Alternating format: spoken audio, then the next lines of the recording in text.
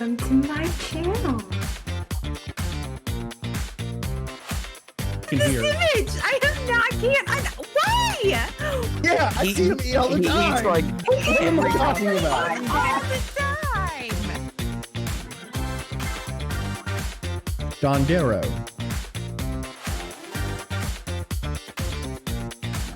I'm a hot mess. Okay.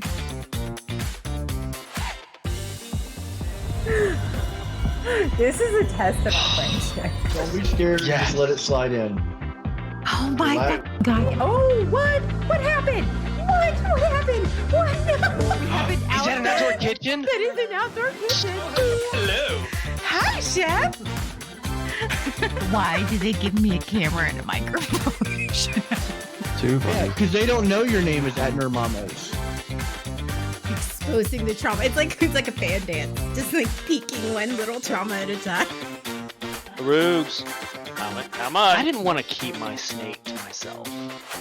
I wanted to share. And of course, Arugs wins when the lights Me go and off. Chip could right now on the stream, and it's still less awkward than that. Go Arugs! So, in conclusion, that's Am I the only one turned on by all this?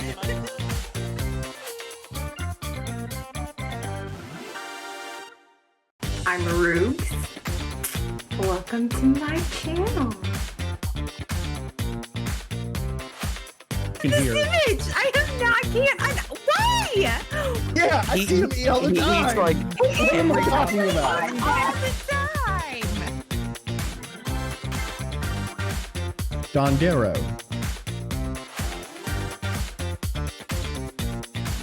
I'm a hot mess.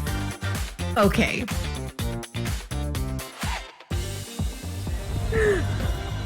This is a test of our friendship. Don't be scared. Yeah. Just let it slide in. Oh my god. Oh, what? What happened? What happened? What? We have an Is that an outdoor kitchen? That is an outdoor kitchen. Hello. Hi, Chef.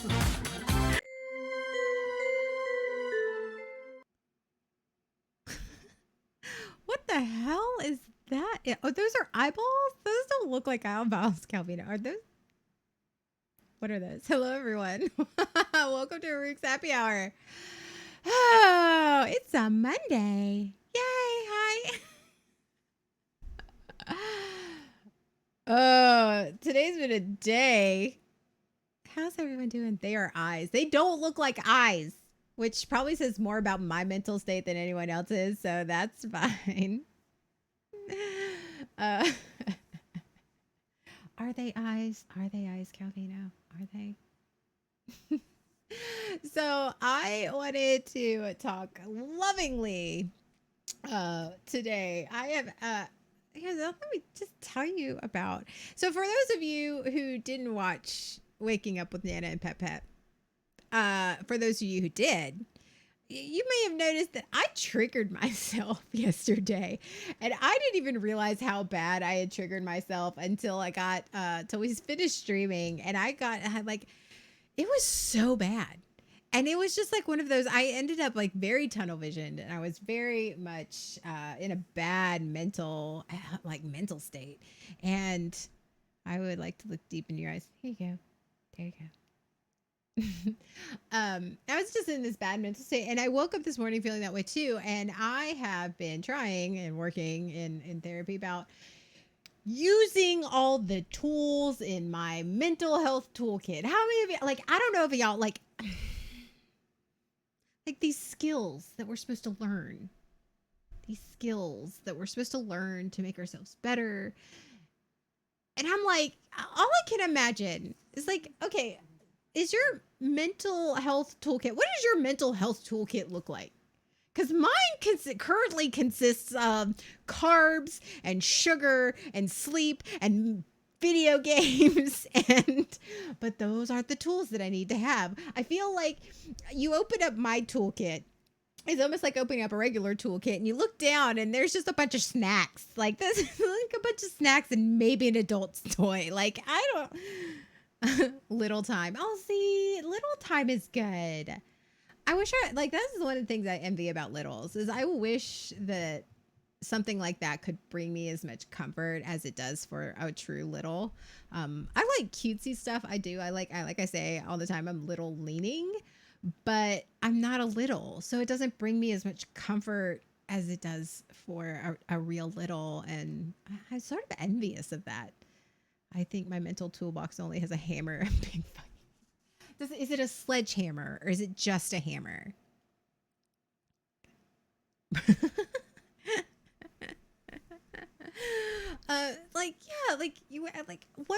I was thinking today because I woke up again because I had triggered myself, so I was in this bad mental. Okay, and for anybody who saw my car talk this morning, realized I was in this bad mental health state, and I got my feelings motherfucking hurt by an NPC, like a video game character, rejected me, and I had my feelings hurt. What the fuck? Like I literally was like, I felt so rejected. Like this was like some real person rejecting me, and I'm over here and I'm like, nobody wants me, nobody likes me, I'm just trash. And then I'm sitting here thinking, no, this is not true. Like we're working on having to face the facts and to only deal in facts. And I'm like, fuck. Ugh. I literally got myself so triggered and in such a bad headspace that I let a video game character hurt my feelings. So here I am. I woke up this morning.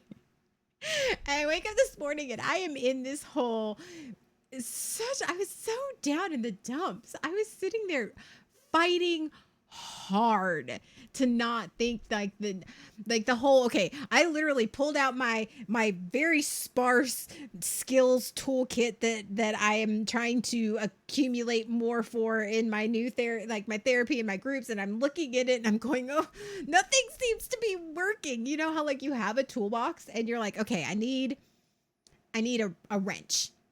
I need a wrench. Okay, well, needing a wrench is great, but you've got like 20 different million sizes of wrenches.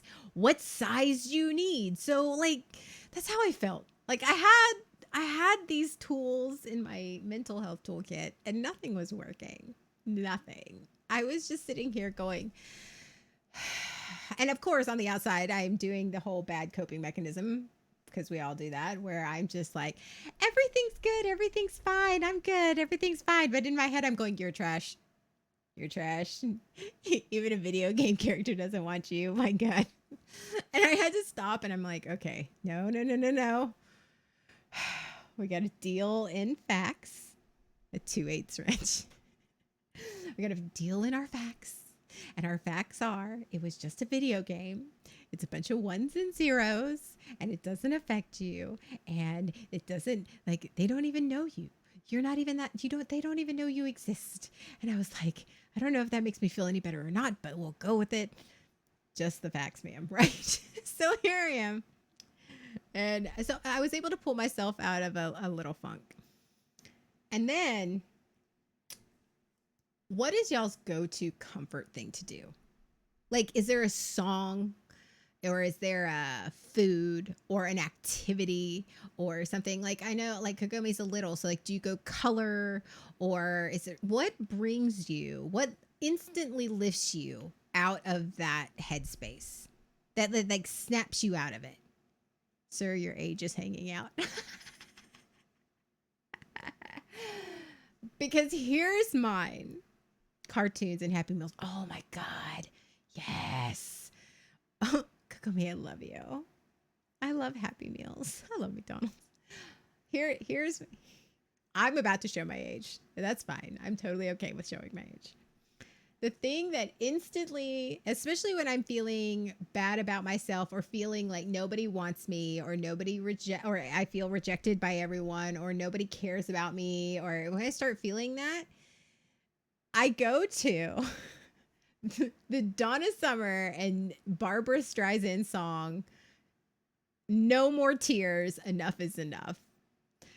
And it's a disco song. It's a total disco song, but it instantly makes me laugh. And it brings a smile to my face, because I went through a massive heartbreak in college. Massive, like destroyed me. And I was in bed, and I must have been like, 6 weeks into mourning this relationship. And oh, Disney. I like Disney and donuts. That's my favorite, like one of my favorite aftercares. Disney and donuts. Um oh. Why have a Happy Meal if you're not going to have a toy? No, it was not you. No, sorry. Sorry, Sean. You did not, breaking up with you did not devastate me. So I was 6 weeks into this breakup, and I had been crying, and I had lost so much weight. I wasn't eating. I did the whole post breakup thing. And my dad had had enough. Like, he had enough. He's like, okay, mourning period's over, like most of your family and friends do. So my dad walked in, and this is back, early aughts. I had a 6 CD changer stereo. Walks in with this CD, puts it in. I don't even know what he's doing. I am laying in my bed. I had been just, staring at the wall. And it's this song. And he starts to sing, and he starts to dance, and he wasn't just like, get out of bed. No, he's just like, no, I'm going to look absolutely ridiculous to pull you out of this funk. And that's the kind of dad Papa Arugs is. He really is amazing. And so, like, and we played that on repeat for like 2 or 3 times. And after about the second time he did it, like, I got up and we were dancing and we were singing, and it just pulled me. It just, that burst of dopamine and serotonin that I need. And I was like, oh, okay. And if you ever listen to the lyrics, like, he even bought me a t-shirt. I wore it the other day. He bought me the lyrics of it, of the song, because it's just one of those songs that I put on, and it instantly brings that memory back of, I was in probably a very hard period. I was going through a hard period in my life, and that memory just almost is like ingrained in my brain. And my one of the few memories, how we have triggers, and we have the bad triggers. We all talk about the bad triggers. The things that trigger us and put us in a toxic mood, or put us in a bad place, or make us react negatively. We always talk about the bad triggers, but we never talk about the good triggers. The things that trigger our good moods. The things that instantly go, that's going to make me feel better. And those are the things we need to put, those triggers in we need to put the positive triggers in our toolkit. And we need to have more of those, and be more aware of those, because sometimes the whole being mindful is great. Trying to be in the moment, trying to regulate our emotions. That's all great. And it does work. But sometimes it's like you need that instant, like, EpiPen of adrenaline and rush to your brain that instantly is going to trigger your good mood. And and the most uneventful, we did have the most uneventful, and I think that that's what we need to remember, is we're always focusing on these negative triggers. And I triggered myself negatively on Sunday. I didn't mean to. It wasn't anything anybody did. It was just something that happened when I was talking about personal, vulnerable experiences and thoughts and feelings, that just somewhere my inner child and my inner young adult just went, ooh, no. And that lingered. And so I feel like I almost had to counteract it with a positive trigger. And I did that. And it was like, all of a sudden it was like, it was that just enough of that positive memory. And that thing that just went, okay, it sort of righted my ship a little bit. It sort of straightened me out. And maybe not completely. It's not going to make you feel 100% better, because triggers don't make you feel 100% bad until you start going down the path that the trigger makes you go down. But it was enough of a dopamine shot to my brain. It was enough of a positive memory that I was able to, my brain was to stop spinning in that negative, like, thought pattern. And I was able to then reframe my thought process and go, okay. So I feel like we talk about our mental toolkit and our coping mechanisms. And we need to make sure that we are talking about our positive triggers, the things that make us instantly feel better. And they're not going to work all the time. Just like sometimes your bad triggers don't trigger you all the time. So it's never 100% foolproof.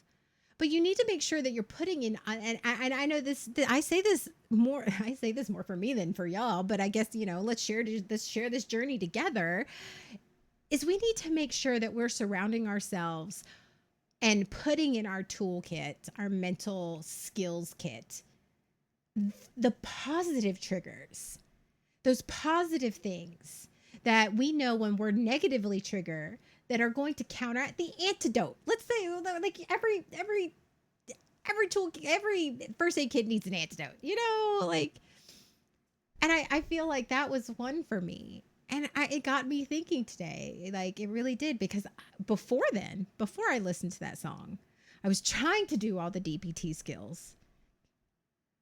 Snap on. You know what?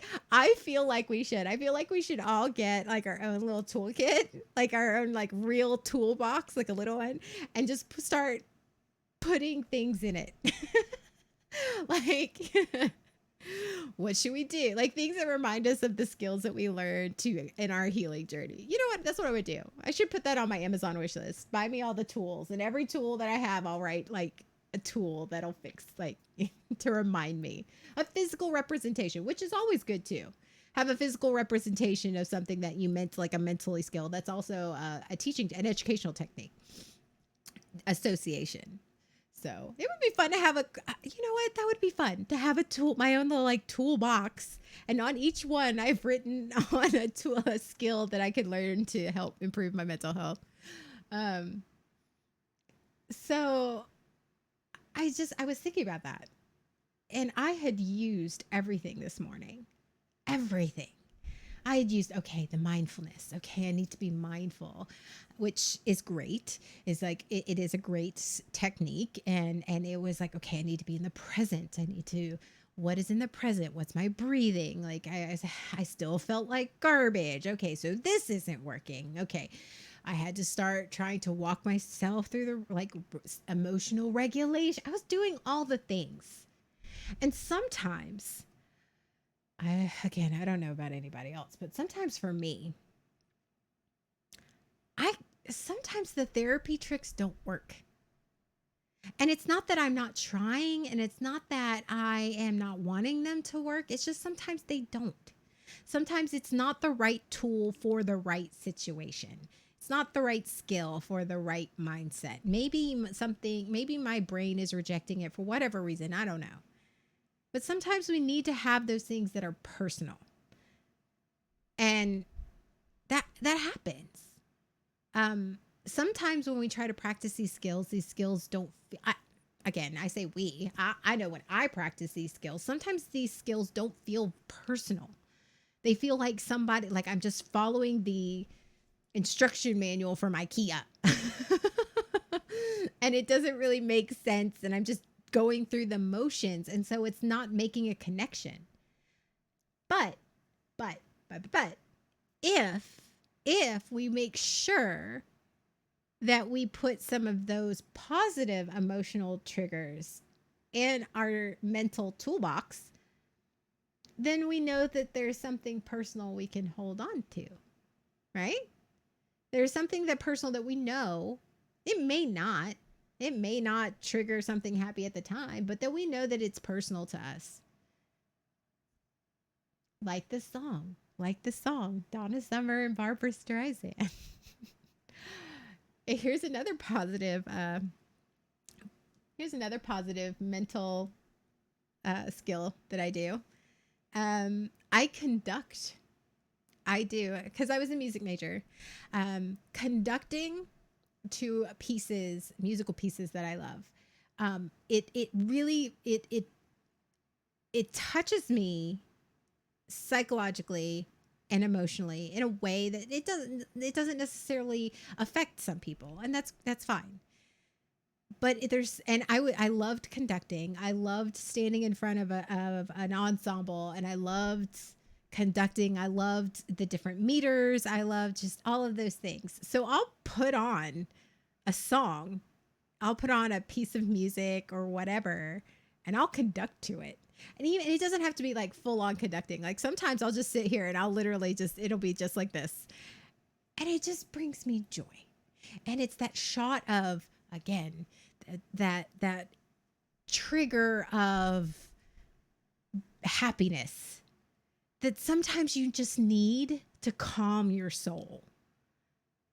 Because for me, when I am in that mental spiral of self-doubt and self-loathing and self-deprecation and feeling unneeded and unwanted, and I am over here feeling alone, sometimes when you're in that spiral, that cyclone of all the negative thoughts that have been triggered by something, it helps to have that positive trigger that brings you that little piece of clarity.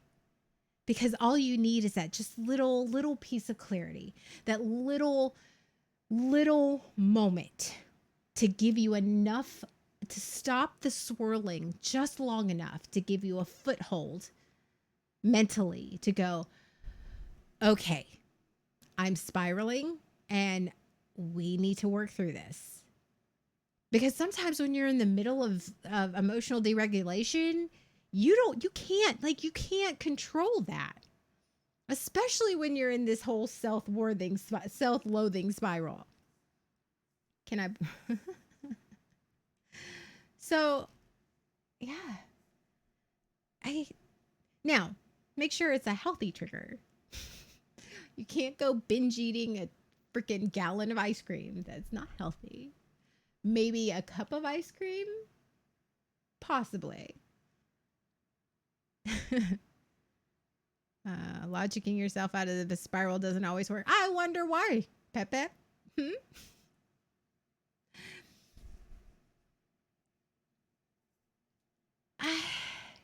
That just brought me joy today. That song brought me joy. I had it.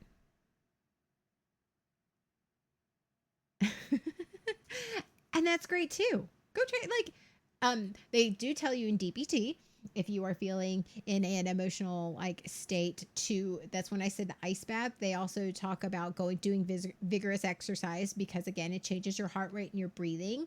So it helps it helps regulate your body temperature. It helps regulate your breathing. So actually, that's a really great coping technique. That's a really great tool. I know. And this is one that I'm working on right now, and we talked about it in my last session, my last therapy session. I don't value myself. And here's where the dichotomy of it all is I know I'm really great. I know I'm really great. I'm really kind, and I'm really John was like, what vices do you have? I'm like, I mean, I have vices, I have bad things, but I was never cruel, because I'm not a cruel person. Even when I'm mean, I'm not cruel. It's I'm one of those anti-heroes. If I do something bad, I'm doing it for a good cause. It's not, I'm annoyingly loving, and I can't do that right now. I'm talking about something serious, so I'm gonna have to redeem something else. I'll do burpees a little bit. First off, Calvino, contrary to popular belief, I actually like burpees. I do. I actually like burpees. I'm one of those sick, twisted people.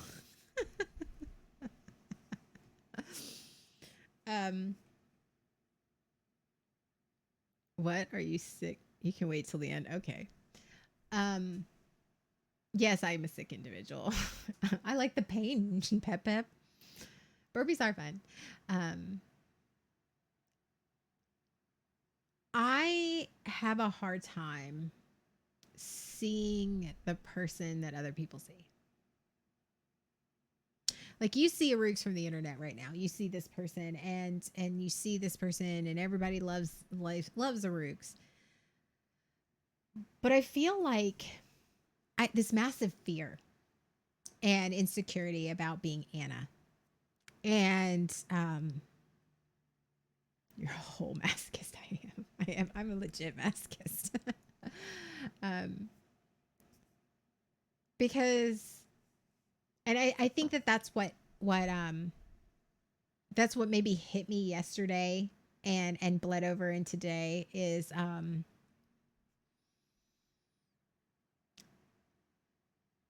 I have a hard time loving myself and not loathing myself. And this whole journey of learning how to express my needs and my wants and just reframing everything, it's like I feel like I have built this house and it may have been a haunted house, it may have been a fucking hoarder house, because it's a hoarder house of all of this trauma and all of this abuse and all of this toxic negative thinking, and I have kept my inner child and my inner young adult in this extremely haunted, dirty, dilapidated house on the inside of my head that all these monsters live in. And now it's like, okay, no, we're going to do that. We're going to totally reframe everything. We're going to rebuild everything. We're going to give a place. We're going to make a place for my inner child and my inner young adult and my future self. I'm going to make a place that is safe and happy and good for these people in my head. I have to clean out the monsters and I have to clean out the trash, but it's almost like I'm having to tear everything down to the studs and start from scratch. And it's scary. And that's a lot for me to say. It's scary. I have to tear everything down to the studs. And I have to rebuild my house. And I don't know what tools I need some days. I'm here for the reno. And I don't know if anybody else feels that way. That's how I feel some days. Some days I've torn down a wall. And I have let the light in, and I have started airing out because I've torn down this wall, which means people can come in. And then I start getting scared. I start getting scared that people are going to see inside this house that isn't done yet, and see just all the renovation, and they're going to see all these walls torn down, and it exposes, when you tear down all these walls and you let people see into this absolutely haunted, infested house, you just you don't know what tools you need. Starting the frame is scary. I know. But sometimes you're just like, I don't know what tools I need. It's like a DUI. It's a DUI, not a DUI, DIY. You know? It's like a DIY. I'm over here like, okay, but I'm not doing it by myself. And that's the scary part, is like, I want to do it by myself, because if I ask somebody to help me and be there for me and to help me rebuild my house, then that means I actually have to let them into my house, and that means they see the shit, and I don't want them to see the shit. So I'm like standing here and going, no, I've got this, and all I've got is a hammer and a screwdriver to do this massive renovation. I don't know if any of that makes sense. But that's how I feel. Did any of that make sense? I don't know. I speak in metaphors. With a good foundation. I don't know. And that's the other thing. I feel like my foundation's cracked. The whack. Whacked out, cracked out, wavy.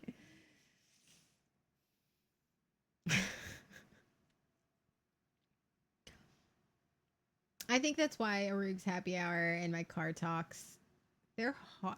I don't know if you guys know how hard they are for me. Parables. Because it's letting you guys in. And that is and waking up has gotten that way too. It's scary. Because I am letting you see the cracks and not the fun kind. I'm letting you see the flaws and the monsters, and I'm tearing down these walls, and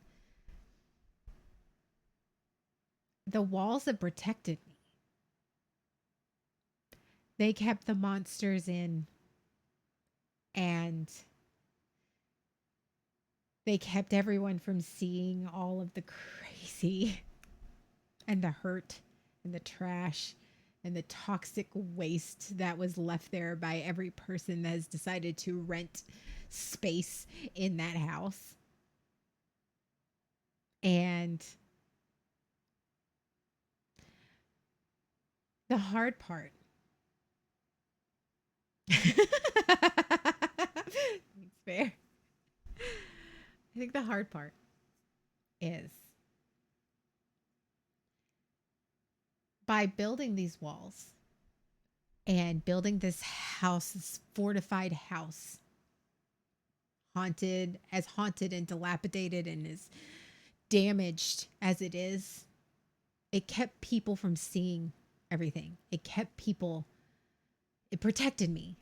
It protected my inner child. It protected all these things. It protected me. It kept me safe, or at least what I thought. But it also kept people out. And I can't get to where I want to be. I can't stop the cycle of people abandoning me, and I can't stop the cycle of people abusing me, and I can't stop this cycle of all of this if I don't let people in to help. And that's motherfucking scary. Because when I tear down the wall, and sometimes it's a little wall, and sometimes I tear down the internal walls, like the inside walls, not the outside walls. Sometimes you'll have to go around the back to see if one of the outside exterior walls is big enough. I don't want them to see the mess and to run. But I don't want to keep people out anymore either. Because I want to heal. And that means I need to ask my friends to borrow some of their tools. Sometimes the mental health skills that we have in our toolkit only work if you have somebody to help you use them. Remember, kids, sometimes you need help. But what if we stay instead of run? I mean, I didn't run track, but I'm a pretty decent mile.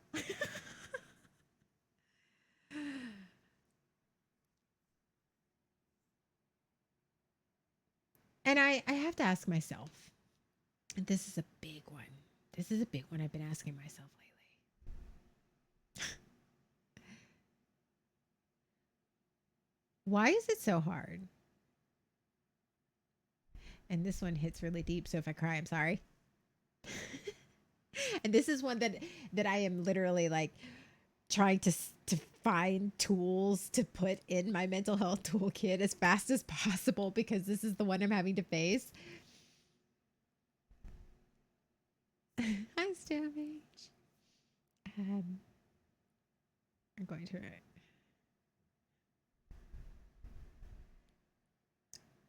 Why do I find it hard? Why do I find it hard? And this is one I know I've talked about before. To accept the people who are willing to help me tear down those walls, and they've already looked inside the windows of this house and seen the inside. They know what state it is, and they're still like, Arugs, let us help you. Arugs, it's okay. We know what condition it's in. It's totally fine. We're here for you. Why is it so hard for me to say, okay, come on in. I need help. But it's not hard for me to go, this person's bad for me. This person doesn't want me. This person doesn't need me, but I want them.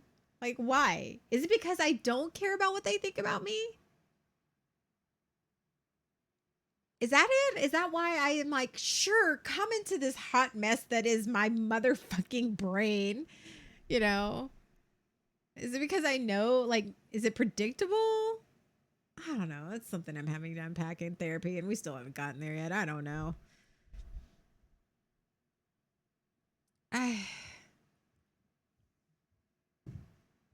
Maybe because it is predictable. I know that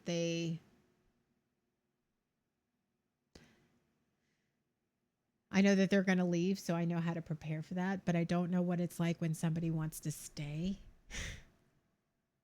I don't know what good looks like. Does anybody else? I don't know what good looks like. I am good. I can treat others good, but I don't know what good looks like when it comes to people treating me good. Which is crazy. Like it's like, what? I feel like my toolkit, I need 3D glasses, or maybe some readers, or maybe I just can't see the things that are right in front of my face. That's it. Nana needs some reading glasses because I can't see the things that are right here. It isn't familiar to me. I need it to feel familiar. I want it to feel familiar. I don't want to keep people out. I don't. Who does? Well, I know who does. I mean, I did, and in some instances I do. I have some very fortified walls up in this joint.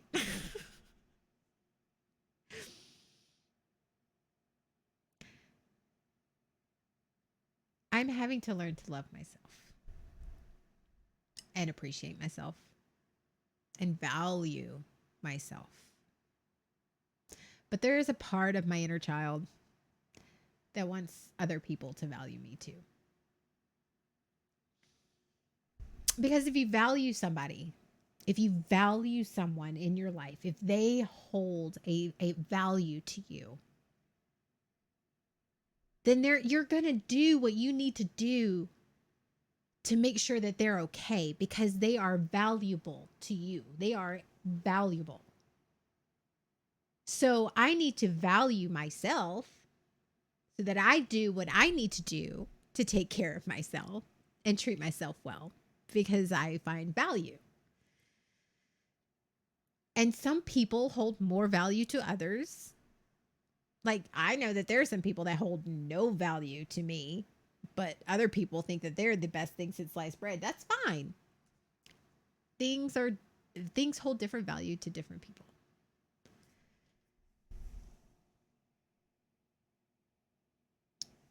I need to value myself. And I want other people to value me. And I know you guys value me. I know you do. I know you do. But my toolkit seems a little sparse right now. And I know I'm just learning. It's like saving up money. Like, you can't afford the big ass nice table saw, so you have to wait to get that. You have to save up for it. And I use table saw because one of my coworkers has been trying to convince his wife to let him get a table saw for like literally 3 years. But sometimes you're not ready for that tool yet. And you need to learn how to use the basic tools before you get to the fancy ones.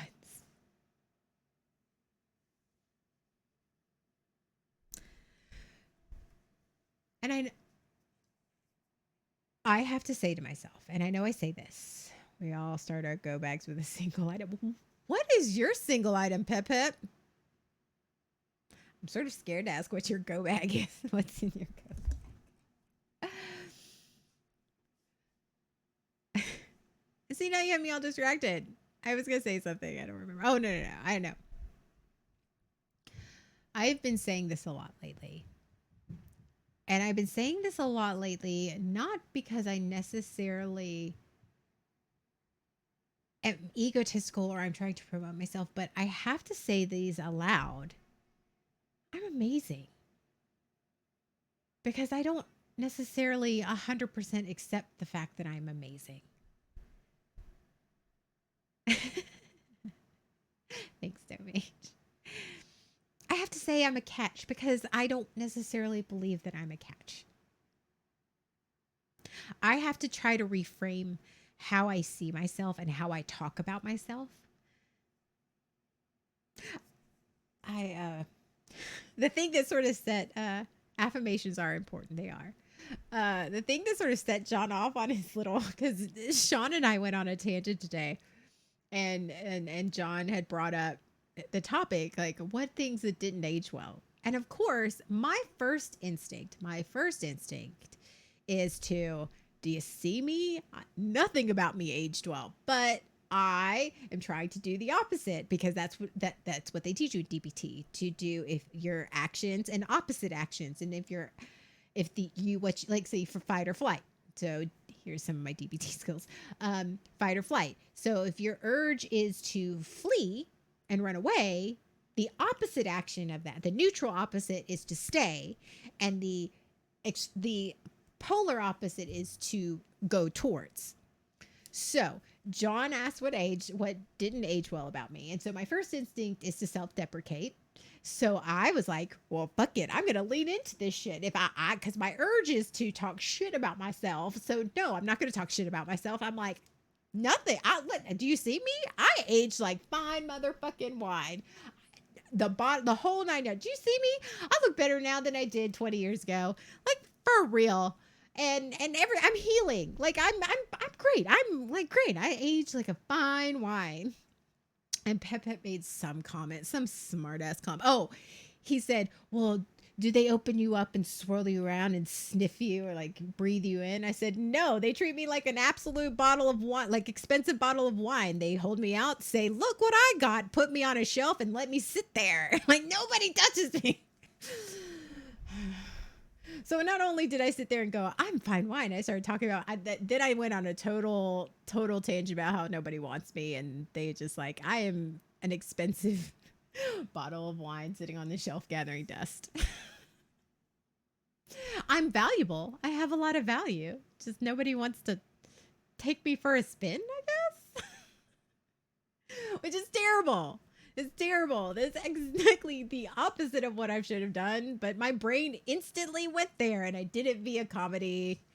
Yay. BSBN member.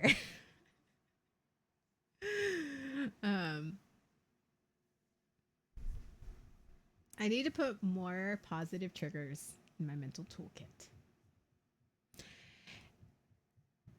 Who doesn't want to pour themselves a tall glass of Arugs? I need more positive tools in my toolkit. And I need to get rid of the things and people that I don't need and that aren't going to value me. And I'm pretty amazing. And it's really scary to like tear down these walls and let people in. And it's terrifying.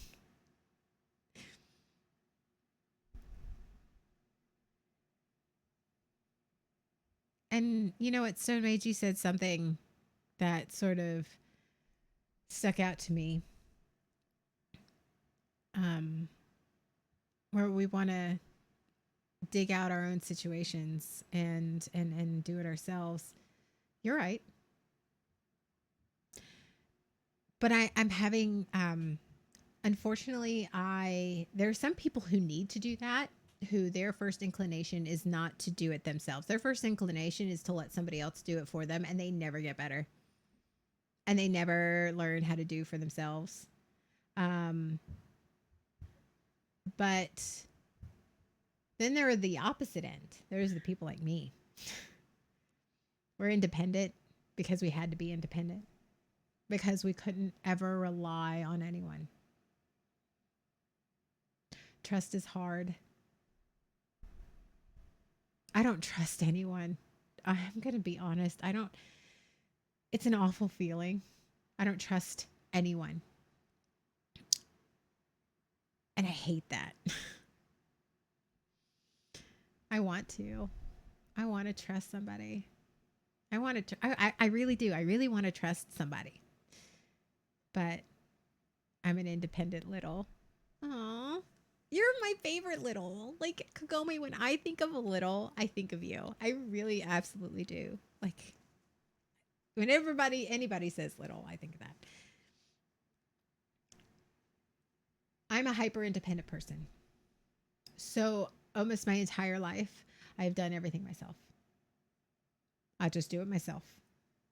I will fix myself. I will build this house myself. I will guard myself. I will do it myself because I can't trust anyone, because anyone I have ever trusted has either left, abandoned, or hurt me.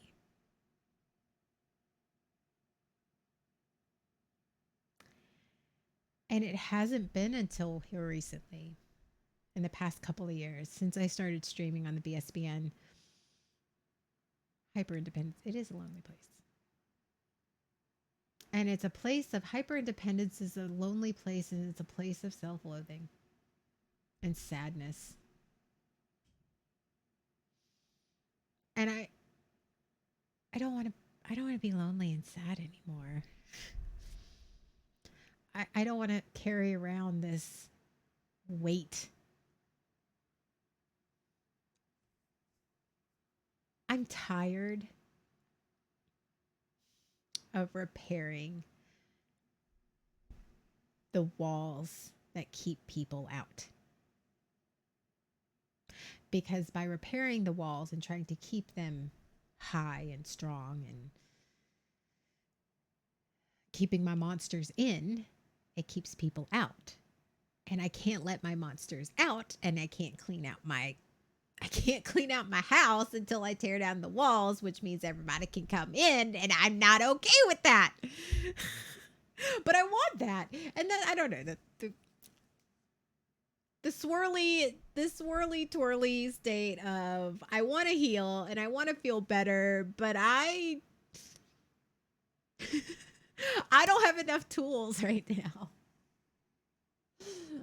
Somebody bring me ice cream. I'm just going to sit here and look at the big ass hole that's in the side of my house and just go, I don't know what to do next, but this is making me feel better.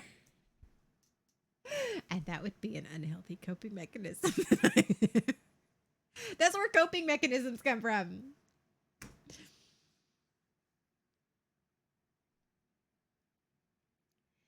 I appreciate everyone in my life. In the community, Calvino, Bear, Kagome, Sean. I do. Because, and Stone Mage even. I got two. I have to remind the people that I value. And I think I'm saying that I said all that. I say I value you guys in my life because here's as honest and real as I can get. I'm going to push you away. And I'm going to try to self-sabotage with everything that I am. But don't run. I won't run if you won't run.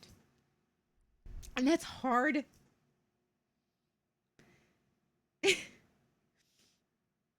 Because I don't know what to do. I don't know how to do this. And I don't know if anybody else knows how to do this either. But I don't know how to. I need to exercise the house. I I need some salt and some sage.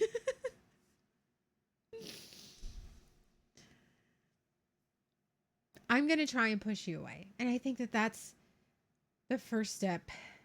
I think that that's where I am trying to work in my therapy, is to be honest. I be honest with the people I value, because I need them to. You got to know what you're. You got to know what you're getting into, right? I'm gonna try and self-sabotage our relationships. I'm gonna try and push the people I love the most away, because the closer I get with some people, the more terrified I get that they're going to run anyway after they see the mess.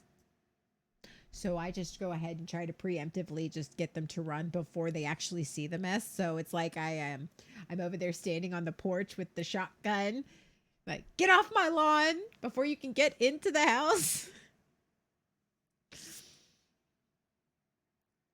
So I'm trying to let you see inside the house. And I'm trying to be honest, and I'm trying to go, crazy cat lady over here. She's harmless. She's a little off her rocker, but she's cute.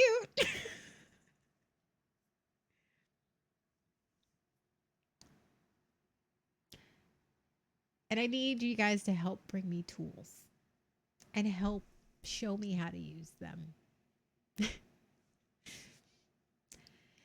Right now, I'm working on mindfulness and emotional regulation, and that is so much fun. Being in the present. And be in the present. Don't worry about the future. Don't ruminate over the past. We need to be in the present. I don't know. Being able to predict all the shitty things that were able to happen to me before they happened served me, but it's not healthy. Just bring me ice cream. Bring me ice cream. What?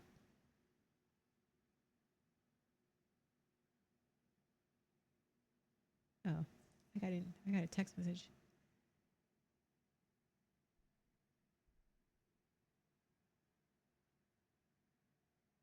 That sucks. I have to do that when I get.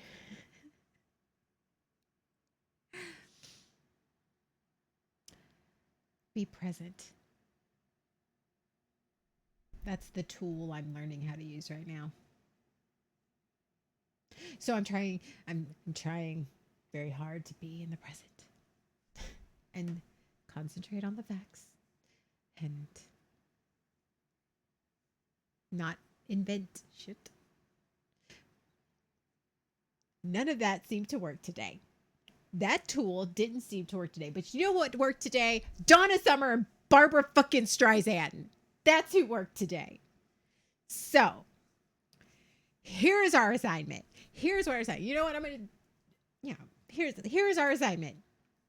If you so choose to do it. I can't force you to do it. You're your own person. You're a motherfucking adult. You'll do whatever you want. But...